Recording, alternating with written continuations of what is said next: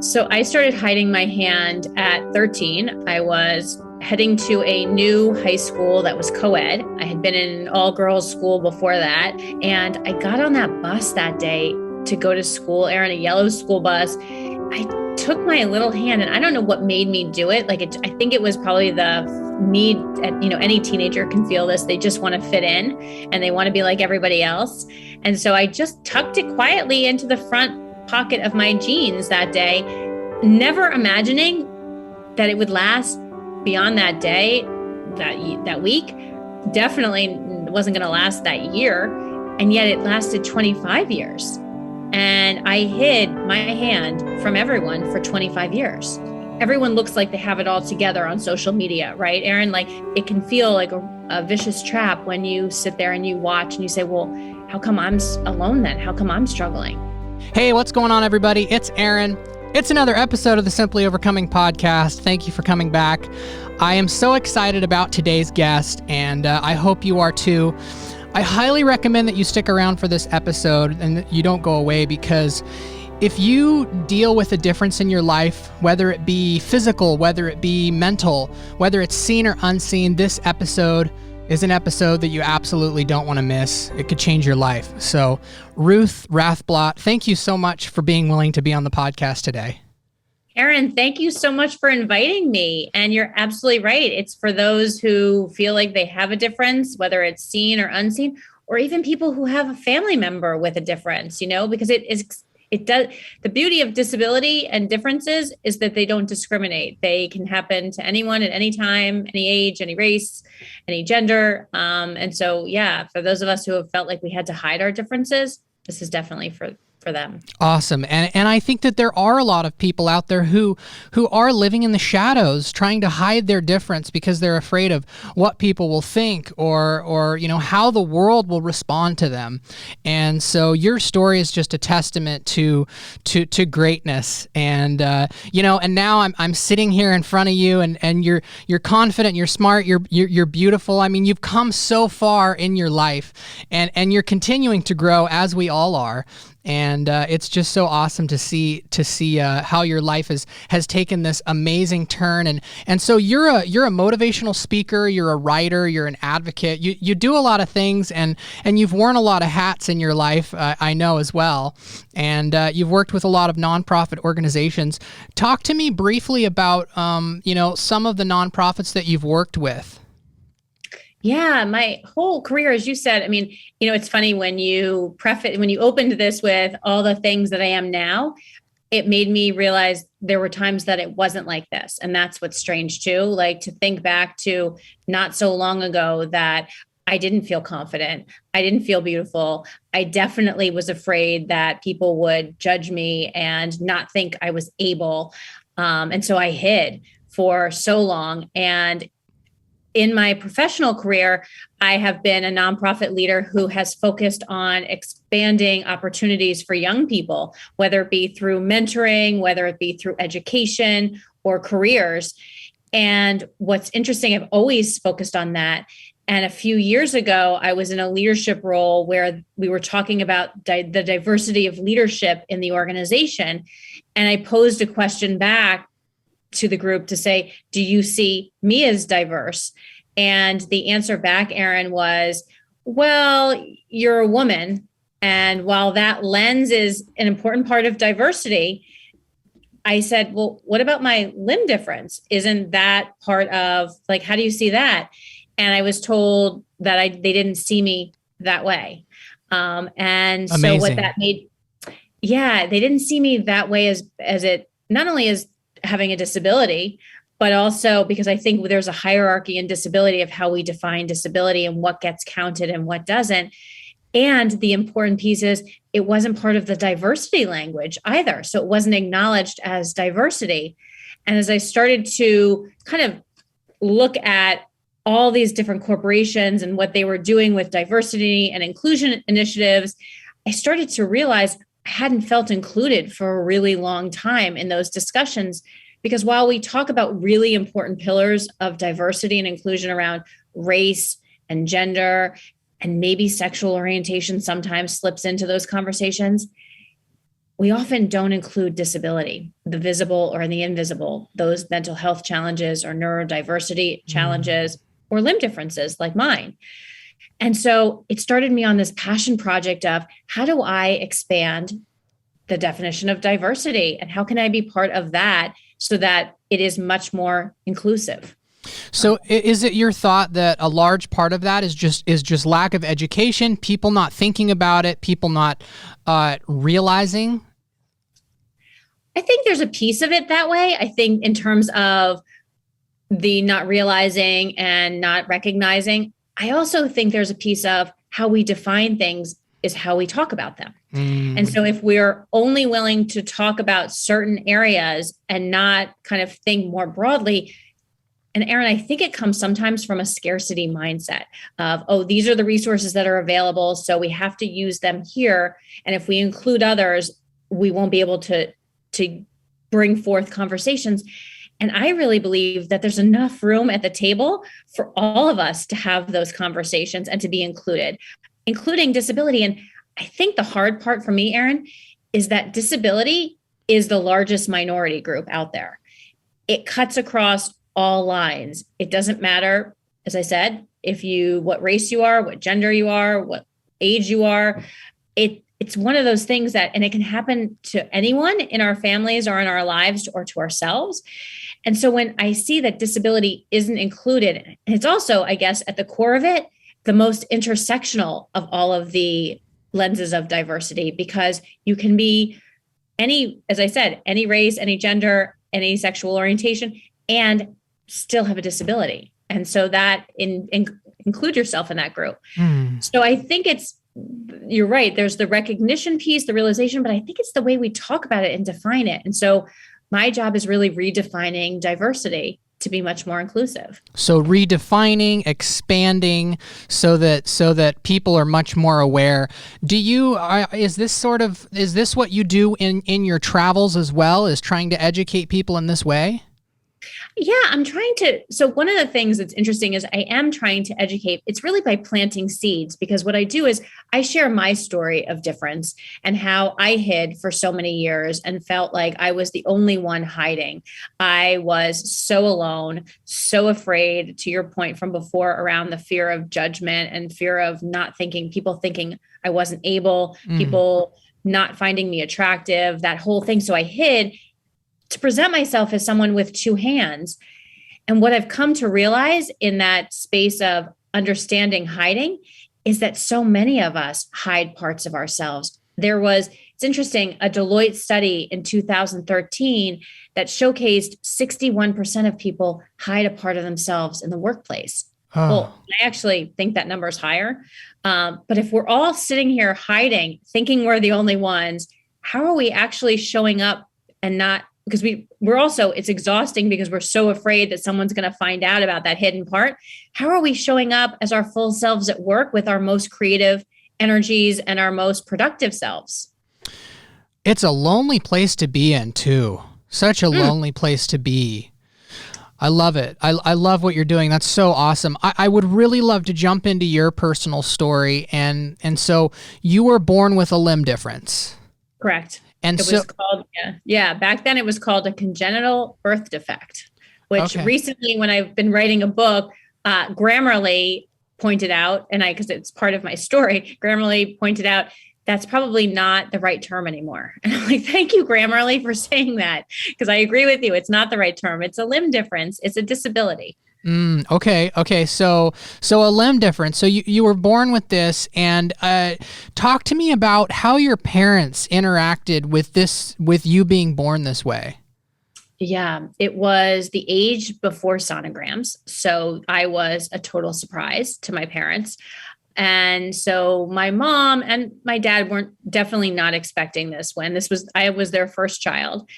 And in the hospital room, the nurse noticed that my mom was upset. And the doctor took my father out of the room to talk to him about it. They came back in, and the nurse took them aside and said, you're going to take this little girl home. You're going to treat her as you would any other child. You're going to love her and treat her as normal. And that's what they did, Aaron. They encouraged me to try everything.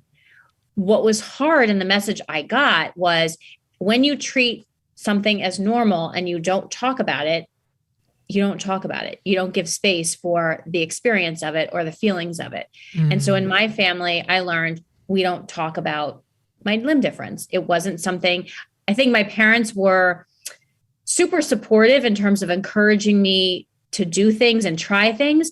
And they were also very solution oriented, because I grew up in a time when we didn't talk about disability in the same way as we do today. And there wasn't the internet to kind of connect us to people who also have limb differences.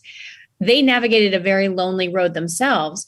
And so they tried to find outlets, whether it was my father finding a woman who had a limb difference and was using a hook, or there was a broadcast journalist who had a Bree Walker who had webbed fingers. And so he tried to show me different people. And then at one point they got me a prosthesis they noticed I was hiding a lot, and they said, oh, we should do something about it. They got me a cosmetic prosthesis. So it was always solution focused. The piece that was missing, and I talked to my father about this now, is the feelings part, creating space for how was I feeling as, going through this, because it was lonely, to your point. It was definitely, there were things that were challenging, the questions from people saying, oh my God, what happened to your hand, when they would see it, the people that would stare. That's probably one of the toughest parts about having a disability, is people who stare or just look away because they can't handle it. Or the people who shush other kids who say, oh, don't ask her about that. So we're constantly teaching people to not deal with disability because either they're looking away or they're silencing questions and curiosity. That's really interesting. I think about myself in this conversation and how I grew up. I grew up relatively sheltered, not really very many friends. And so when I started interacting with the world in my late teens, I had to learn how to interact with people around me who were different than me. And thankfully, my parents raised me to accept everyone. And so it wasn't really an issue, but it was definitely something that I'd never had to think about when I was growing up. And so I love when kids are thrust into situations where they do get to spend time with people who are different than them and understand that we're all together in this life, and there is people who have differences than we do. So, and the truth is, Aaron, all of us are different, right? We all have some difference. It isn't actually just because mine is physical and you see it, that's mine, but everyone, and that's how I explain it to young people. And I think that's why I've appreciated the work that I've been able to do over the 25 plus years, is that showcasing to kids that though your life, you may have been born into challenge, you can think about opportunities and ways to go beyond it. And I have to say, having challenges in your life is actually a good thing, because it helps you think outside the box. It helps you be creative. It is part of what makes me me. It's not all of me. My limb difference isn't all of me. My hiding was the part that changed how I interacted in my life. And I think my parents, when you asked the question about how my parents, and it sounds like your parents did a great job in terms of being able to have acceptance. My parents definitely wanted me to accept everyone. The challenge was just that feelings piece, like what was going on, and what sometimes we don't tune into how people are feeling about certain pieces of their life. We just make assumptions, or we don't want to ask because we're afraid we'll upset them. I like when people ask, like, hey, what's been going on? And I realized through a last job that I wasn't sharing out my story. I may not have been physically hiding it anymore, but I was still hiding because I wasn't talking about the experience. And so that's why this passion project has also taken on greater significance, because it's important to talk about the feelings that are behind not just the hiding, but what it's like to have a disability or a difference. Man, there's so many things to unpack there. First of all, a little later in the episode, I was going to bring this up, but I'll bring it up now because you said it, and that is that, what does this difference thing even mean? I mean, we throw it out there, but growing up, I was always, and I think maybe some are brought up differently, but it seems like in our society today, it seems like people are heading in the direction more of, it's great to be different. Right? Like, difference is great. You don't want to be like everybody else. And so I think that's awesome. I think that that's great that we're trying to accept these things into our society, because you're right. Everybody is different. We all have differences. And that definitely does not define, my differences do not define me, just as your differences do not define you. But it's definitely a part of your incredible story of growth. And you can use that in such a powerful way to reach other people who may be going through similar circumstances that you went through. I mean, that's just so awesome. That's so great. No, thank you for saying that. And to add on to what you're saying too, is there is a feeling, and you're absolutely right, there's a theme now of celebrating difference, right? And this idea of what are your unique pieces of yourself, et cetera.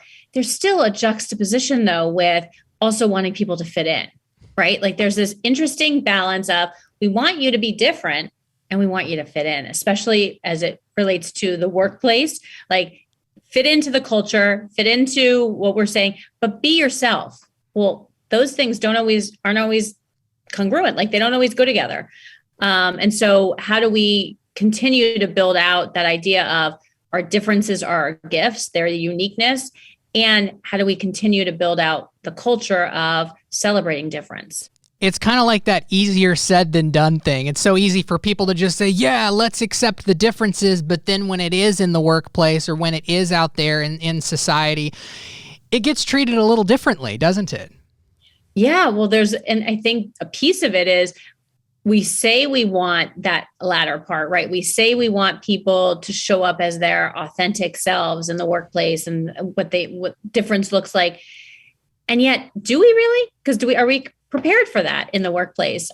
Because if I have a mental health challenge and I can't come to work, or I come to work in my state with my mental health in check or not in check that day, do you really want to see that? Are we prepared for what that really can look like? And I think workplaces and spaces have to really think about what that means. I think it's a beautiful thing to be able to be at the same time. Workplaces are operating centers, right? But it's about, for me, I think it's about leadership and managers and employees creating spaces so you can have conversations about what's challenging, not just dismissing it and saying, we just need to be productive, we need to perform, but how do we actually show up and have that space to say, hey, I'm having a tough day. And I'm still going to get the job done, but I need you to know this piece of me because I trust you with this information. And here's potentially an accommodation I may need. To Erin, it is absolutely leadership's responsibility, manager's responsibility, and employees' responsibility to have those conversations. It's not just one of those people. Everyone has to work together. And we're not machines, right? We're humans. We're definitely not machines. And sometimes I think we're treated as machines, like that robot that flips the burgers. Or, I share this definitely in my TEDx, but I was at 20 years old, had an internship at a law firm, and the manager there was concerned about my productivity and performance, never thinking about or asking me about my person. And that was an integral part of my success on that job would have been if he had created that safe place to say, hey, I'm hiding my hand, so I'm not doing up to the job that I know I should be doing. So instead I left his office embarrassed and had to figure out ways to complete the job because I didn't have that space. And part of that space, Erin, comes from curiosity, right? Building curiosity, being curious as a manager or a leader, saying, hey, what's going on? How are you doing? What's happening here? I'm curious. Interaction creates curiosity. And this is why I think it's so important for people to interact. People who are in in a position like a manager, they need to be interacting and being curious. That's how this podcast started, is curiosity. And it's blossomed into what it is now, but it all started from like that curiosity, because I want to have these conversations, these authentic conversations, and hear the stories of others. Yeah, no, absolutely. And when you said interaction leads to curiosity, and you can flip it too, right? Curiosity leads to interaction. Because that's true. Like when you're curious and when you share part of yourself, yeah, people open up. That's what I found is it's so interesting when you're curious about someone and you give them the space to open up, then you feel connection. And that's the piece of it too, is interaction and connection are related as well, right? Yeah. Oh, amazing. So this is a great segue into talking about, at what point in your life did you start hiding your hand? So I started hiding my hand at 13. I was heading to a new high school that was co-ed. I had been in an all-girls school before that, and my parents sent me to a co-ed high school. And I got on that bus that day to go to school, Aaron, a yellow school bus, and I took my little hand, and I don't know what made me do it. I think it was probably the need any teenager can feel this. They just want to fit in and they want to be like everybody else. And so I just tucked it quietly into the front pocket of my jeans that day, never imagining, because it was the first time I'd ever really done that it would last beyond that day, that week. Definitely wasn't going to last that year. And yet it lasted 25 years. And I hid my hand from everyone for 25 years. And it's incredible to think that, first of all, it was exhausting. It overwhelmed my mind, because that's all I thought about all the time was this idea of I have to hide. I was constantly forecasting next steps so as not to be discovered, so that people couldn't find it. So I never was really enjoying my life or relaxing. I was never present in my life because I was always worried about next. A friend of mine even talks about, we went on a road trip and we stopped at a friend's house for dinner on the way back to college. And she said, Ruth, you sat down, and before you sat down, you said, please sit next to me. And she's like, I don't care. I'll sit next to you. Sure. At the dinner table. She said, because you were so worried that this family was going to say grace and have to hold hands, and you didn't want anyone to have to hold your hand.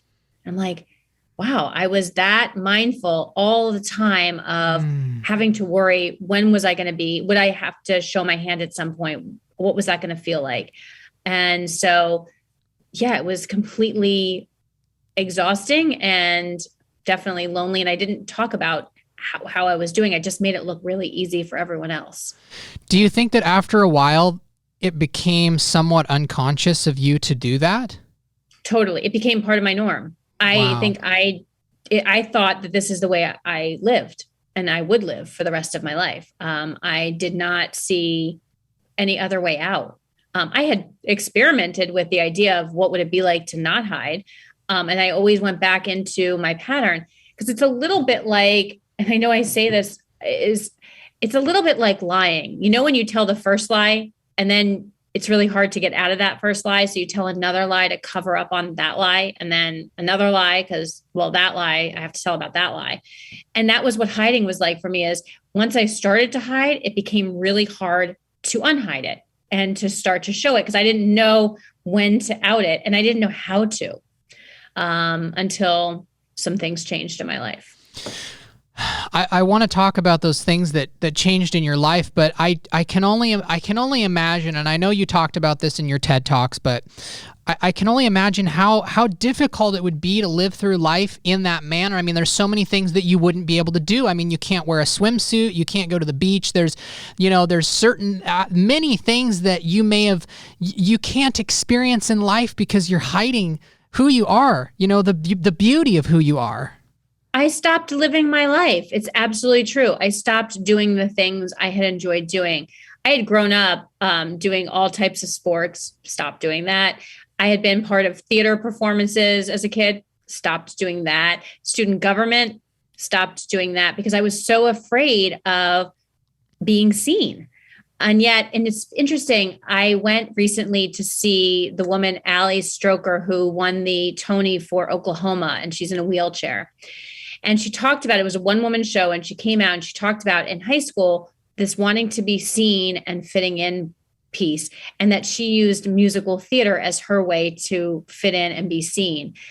And I started to cry, Erin, because I realized, wow, that's what I struggled with, is just this idea of wanting to fit in and wanting to be seen.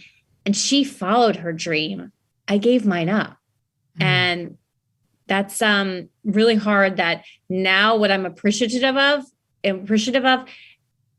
is that I get a second chance. I get to be almost reborn because I'm not hiding anymore and I'm talking about it. I love that, Ruth. I love it. And I want to talk about your transformation to where you are today, but I'm just going to talk to the listeners for a second. You know, if you're listening to this episode and you're enjoying it as much as I am, if it's resonating with you in some way, I challenge you to share this. Share this with just one person in your life, because I truly believe that this could change somebody's life. And so I want to encourage you to do that. You know, you can follow us on Instagram, Simply Overcoming on Instagram. We're on Facebook. You know, we're starting to film these episodes now, so you can find them on YouTube, you can find them on Spotify. And so, yeah, we're out there. Share this with somebody. I know it may change their life. So, Ruth, talk to me about how you got from that, you know, scared girl that was afraid of people seeing who you were to this confident woman that you are now. Yeah, it's been a journey, Erin. It, was, I think, while there was journaling and therapy involved, I think the other piece that was really significant is I met someone who taught me how to love that part of myself that I found so unlovable.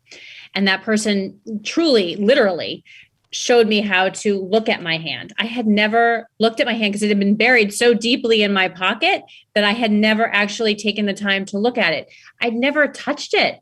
And that resulted in years of frostbite because I never knew how to protect it and to keep it warm.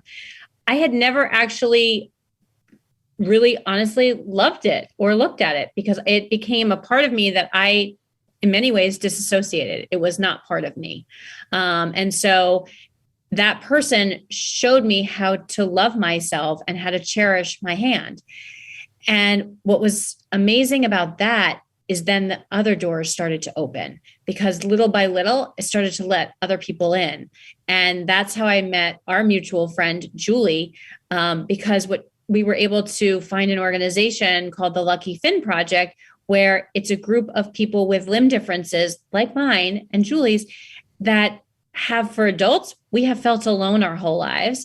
And for kids, they get to see each other and connect with each other, but their parents and the children get to see role models also of people who have lived their life and have gone on to be successful, have overcome challenges, have fallen in love, all the things that I think parents worry about for their kids naturally. Parents with kids with disabilities worry about them intensely. And so that group of finding people with similar lived experience was super powerful, because for the first time, I didn't feel alone. I actually felt connected to others. And then I realized that I needed to start sharing out my message, because to your point and what you were saying to your listeners, it is about sharing out your story with one other person, so that if you can have an impact that maybe, hey, I'm hiding, or I don't like this part of myself and I can't show it, I can't reveal it to someone, I can't tell someone about it, whether it's a disability or part of your family background or your education or your race or your gender, all of those pieces. It's about the one-on-one. We can do this one at a time. And that's the impact. And so I started to share out my story. And the beautiful part is, when I started getting comfortable with my difference, people started getting comfortable and telling me about their differences and saying, oh my God, I have struggled with, whether it's a guy who came up to me with a stutter and said, wow, this is the first time I have felt included in these kind of conversations around diversity, or someone who said, thank you so much for being real in your story, and you talk about how you still struggle, Ruth. I'm struggling, she said, on a mental health journey. And I needed to hear that message today because everyone looks like they have it all together on social media, right, Erin? Like everyone seems like they're posting the photos of how great their lives are. And we know that there are people who are struggling and aren't sharing that stuff, but yet it can feel like a vicious trap when you sit there and you watch and you say, well, how come I'm alone then? How come I'm struggling? This is bringing up emotions in my personal life, Ruth, because of things in my past. And I hope that the people who are listening at home can learn something from today's conversation. What do you, and I know we were talking about this a little bit, but what is the importance of sharing your story? I mean, that is how this podcast started, is giving a platform for average people, extraordinary average people, because I don't think anybody is average. I think everybody is extraordinary in some way, to be able to share their story. And what's amazing and what I've seen, Ruth, through doing this, it's not about me. Mm-hmm. And sometimes it's not even about the people who are listening. It's about the person who's sharing. And it's huge for people to be able to share their story with a community who appreciates what they're hearing. And it may be the first time that someone's hearing it, right? Like it may be the first time that something clicks, to your point, where someone can get an emotional reaction and be like, wow, I didn't even realize I was hiding, or I didn't even realize that someone else has felt like this too. And I know for me, I think about my 18-year-old self and wow, what I would have done to listen to someone like me talk about hiding, and it didn't have to be so hard. That would have been an amazing gift. And so now that's the hope, that when I speak, I can share that with others, so that somebody says, I don't have to be so alone, because the world is we don't have to be alone. We can feel connected with each other. And that's the beauty of what we've all been through over the past 2 years, is the recognition that we need people. We need to be connected. We don't have to be isolated from each other. And it's also forced us to have a lot of time for introspection on, how do we want to be living our lives? What do we want to be doing? And I can tell you, I have no interest in going back to hiding myself at all.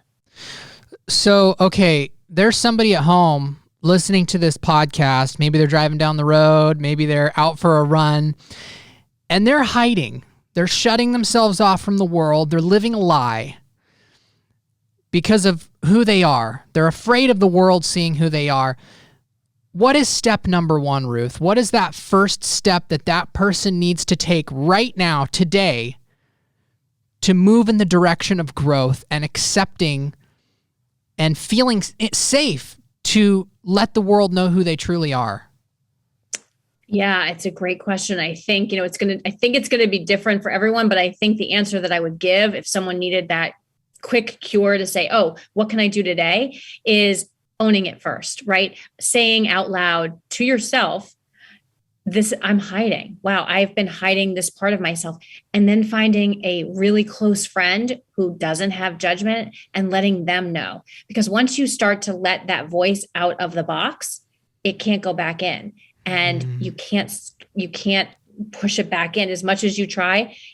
If you tell one person and let them know, this is what I'm struggling with, then you start to on the path. And for me, it was absolutely, as I shared, there was therapy involved. It was getting involved with that. It was finding resources. I mean, the way I found Lucky Finn was so unique. I was starting the process, and I'm really, when I think back how clear this was, not only had I met someone who showed me how to love that part of myself, which I think is a critical part. When you let others in, they can show you how to love yourself for those parts that you find unlovable, because you can't do that work alone. That's the beauty to this whole piece too, is this is not a job that you can do by yourself. I thought therapy was really helpful. Journaling was super helpful. And then I was starting to explore this path. I wasn't sure what I wanted to do around the idea of my difference and talking about it.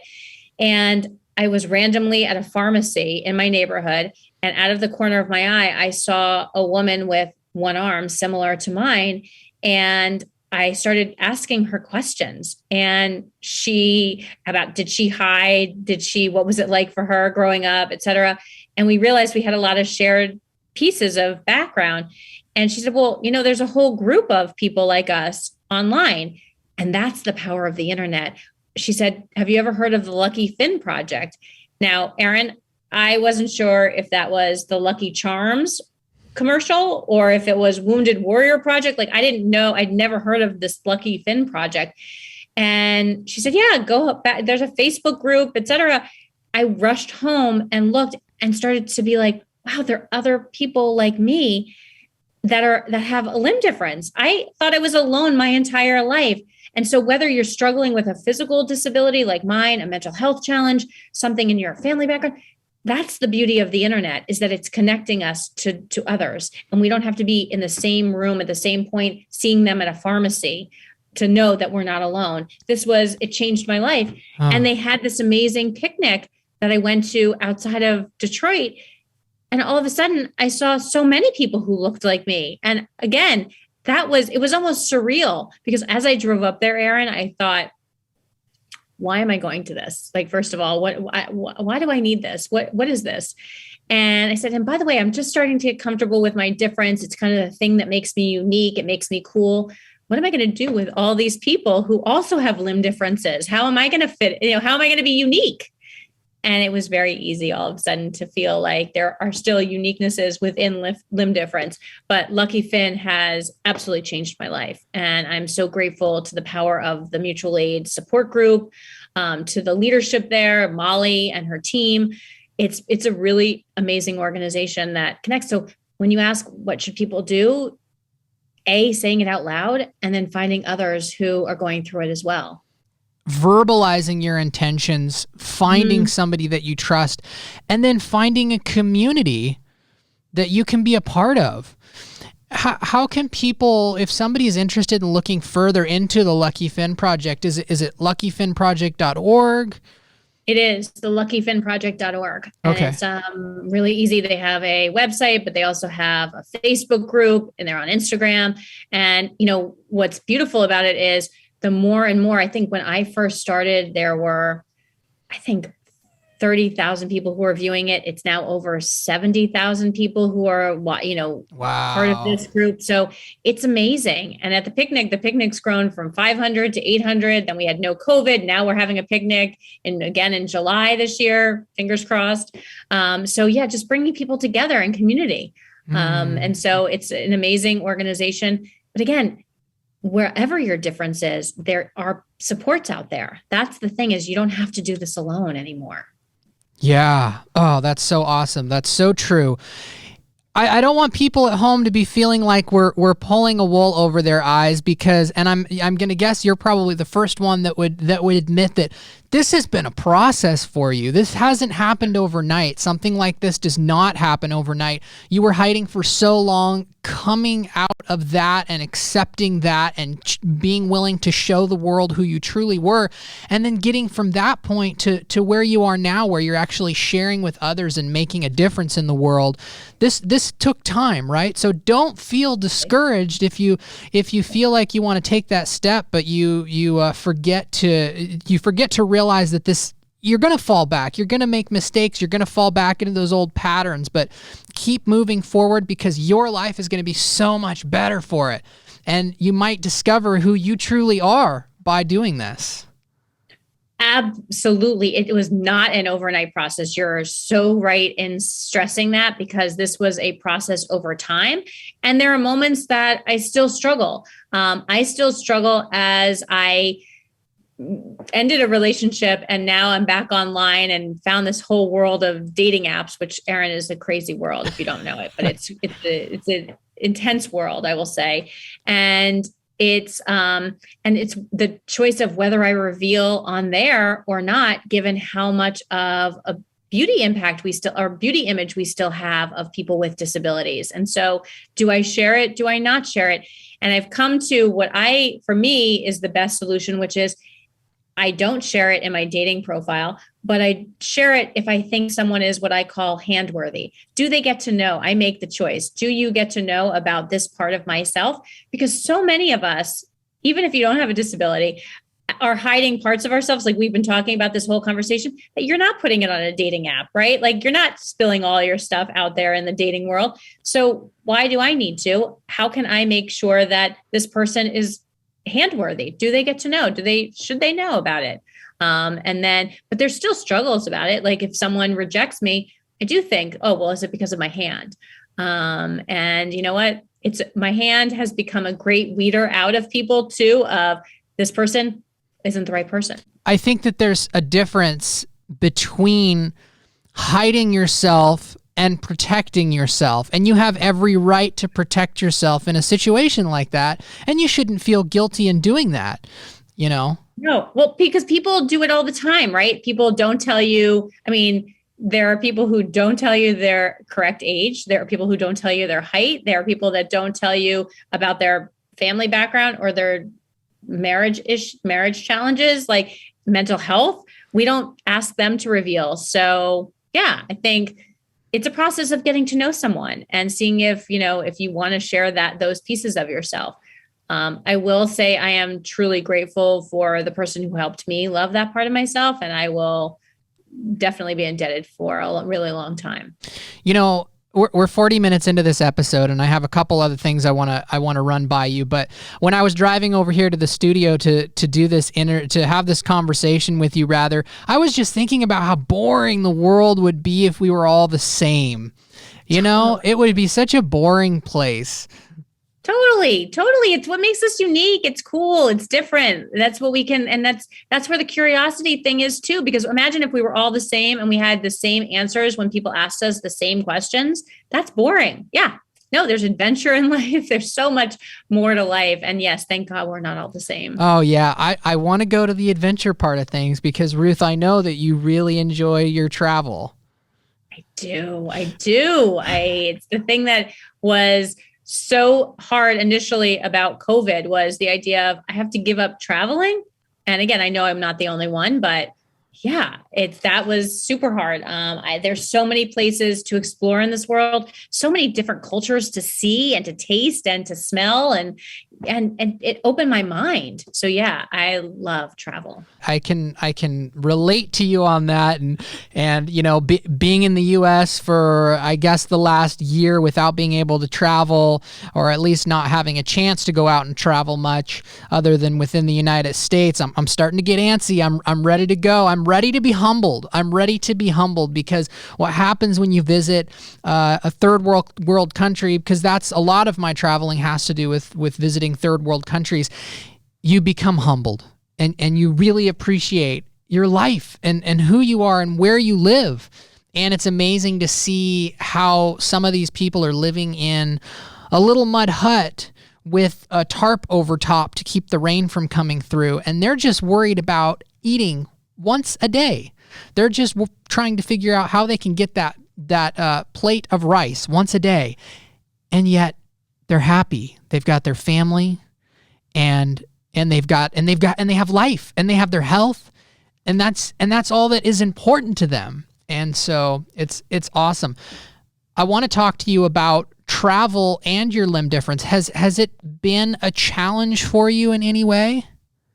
Yeah, and I just want to touch on the point that you just said, because I think the other piece to that equation, right, is when you share your life with people in other countries, they wonder, why are you doing what you're like? How do you live like that? Why do you live in New York City? Like for me, how could you do that? I would never want to live there. I'm like, oh my God, I couldn't imagine not living here. But yes, so we each have our challenges and the way that we want to live. And then when we go somewhere else, we see other people live differently. And yet they're mirroring back that same curiosity and questioning, like, this is how you live? Like they're thinking that same way. It's interesting. I share this in my TEDx definitely, but my limb difference, there's definitely a staring part of when you travel and people haven't seen things, right? I mean, it happens all the time. I was traveling with a group of young students to Nepal, and people in Nepal had never seen a group of African-American students I don't think in that large of a cluster, let alone that dark of a skin. And my students immediately, and people would come up, Erin, and they would touch my students' hair, they would touch their skin. And the students reacted as, oh, well, they're racist here. And I said, no, they're not racist. They're curious. They said, but they're staring and they're affecting boundaries and, they're touching and they're whatever. And I said, and I'm trying to protect them. I'm in mama bear mode of, please back off. Don't do that. And I shared with my students, I said, by the way, this happens to me all the time. You're getting it for the first time because you're traveling outside the US, but it happens to me even in the US. I have people staring at my hand all the time. I have people, Aaron, who go out and touch my hand, make it almost like a show and tell thing out there. I have people who want to pray for me that my hand will grow. And they will grab my hand and say, I'm going to pray for you. And I'm like, it doesn't work like that. I don't think. Like, I will take the prayers, but this isn't boundaries, reality. Just a little bit of boundaries. Yeah. And so when I was, and I also think people make assumptions. And so when I was fortunate to go to Belize last summer and I went ziplining. And I noticed one of my friends had told me, when you go ziplining, you want to make sure you have those padded gloves because have you ever been ziplining, Aaron? Mm-hmm. So those padded gloves that you hold on to because it's an important part of the rope the wire that you don't want to hurt your hand. And so I noticed everybody else had these orange gloves. And I said to my guide, I said, well, can I get my gloves? And I said, I think I'm missing them. And he said, oh, well, you won't need them. And I said, why? He's like, well, you'll be going on the back of a buddy. Oh. Now, he had seen my hand. He made an assumption that he was going to make a solution for how I could zip line and still swing through the air. But he never asked me if I could do it or not do it. He never gave me the rules of engagement of what that meant to zip line. And so I was very forceful and I said, absolutely not. I came to zip line like everybody else. I'm going to do it. I water ski, I kayak. I mean, I do everything. And luckily this other guide came over and he's like, yeah, you actually only need one hand to zip line. If it's just for the break. And he said, so go for it. Here's your gloves. And what I realized is we make assumptions all the time about people's ability, right? And so he was making an assumption, never asking me what I could or could not do.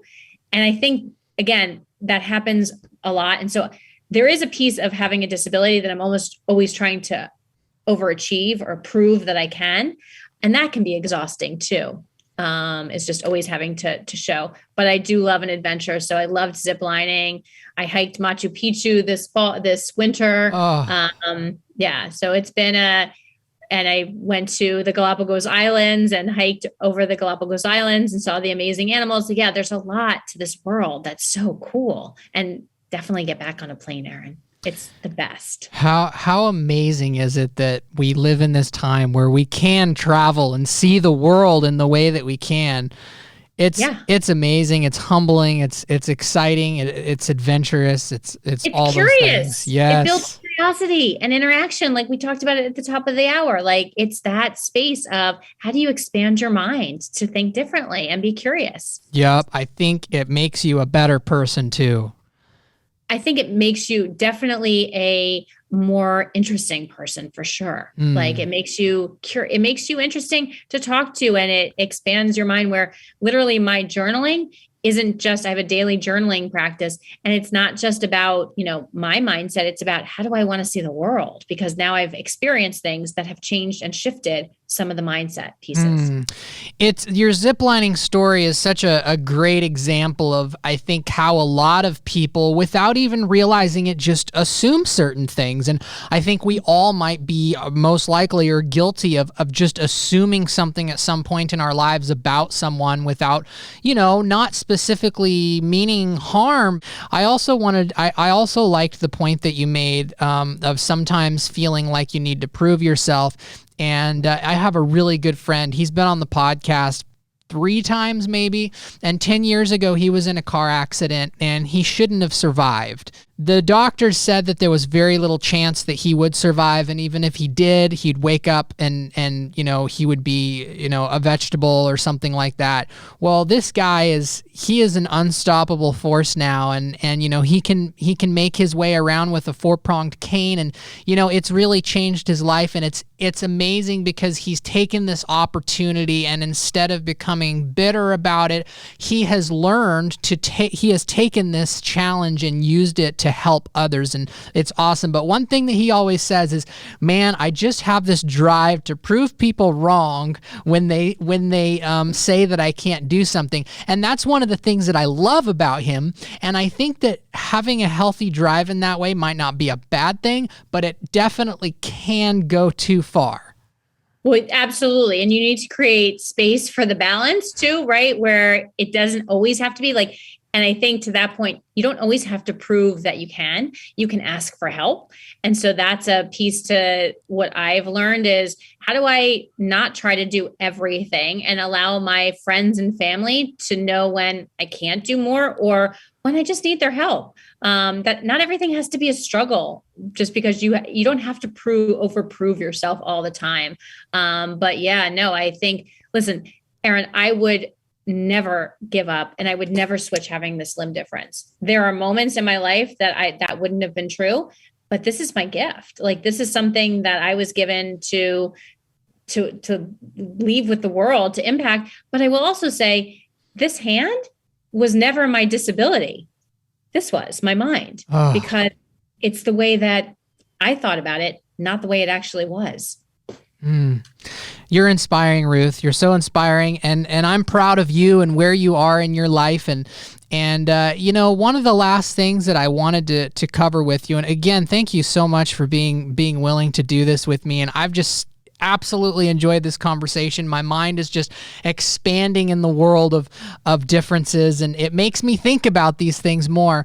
But I'd like to talk briefly about that person out there. Maybe it's a young person, and they've grown up maybe sheltered like I was, and they honestly don't know how to interact with somebody who has maybe a physical difference. What would you say? What would you say to those people? How would you want somebody to interact with you? Yeah, it's a really good question. And I think every person is going to have a different response. For me personally, I want people to ask, especially if it's asking from a place of curiosity. I want them to ask and say, what happened to your hand?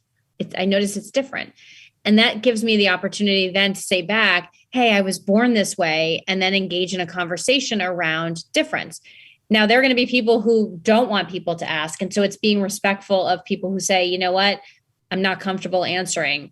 I am comfortable answering. So it's being okay and being courageous to say, hey, I'm curious, as long as, Erin, it's coming from a place of curiosity, not a place of belittling, not a place of, having to show that you're better. No, it's a place of curiosity. Hey, I'm wondering what happened.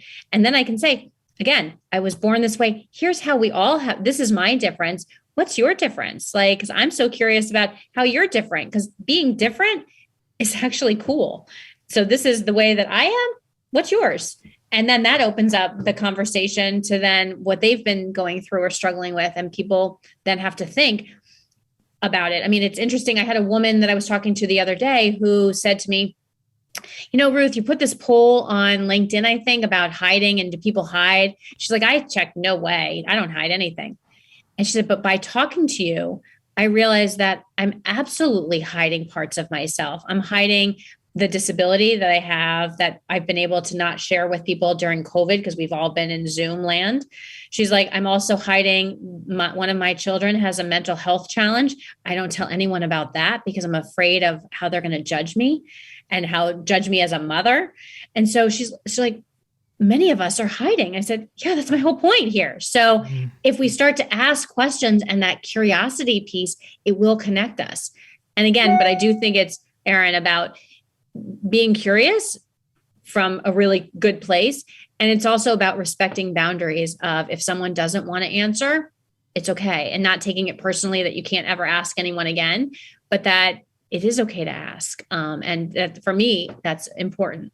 Yeah. Do you mind if I ask? Just, I think that you can gauge the situation too in a lot of instances. And I definitely would hope that that wouldn't be the opening conversation line for anybody who's approaching someone with some type of a difference to just launch right into a question of that sort. But sometimes it is with kids because they don't have filters the same way. I often say to parents, I'm so grateful your child asked. It means their brain is working. It means they're curious. And it means you're not afraid to talk about something that's different, like disability. It means you're not putting that layer of, oh, we don't talk about that here. It means that you're opening conversation because, yeah, then you can talk about any difference because your child's going to have differences. Even if they seem like they don't, they're going to encounter difference themselves personally and around them as they grow up. So not making disability a bad thing. Disability is part of life. It's okay. So I think we're coming down to the end of this episode. Is there anything else that you'd like to share with us? I want to give you a chance to give us the last word. I know that you're working on a book right now. I don't know if there's how much you want to discuss about that, but I'm really excited to get my hands on that when it comes out. Me too. Yes, I did my TEDx in the winter, and now the book is called Single-Handedly, and it's going to come out by the end of the summer, beginning of the fall. And it's really, honestly, Erin, expanded memoir of the idea of finding freedom through stopping hiding.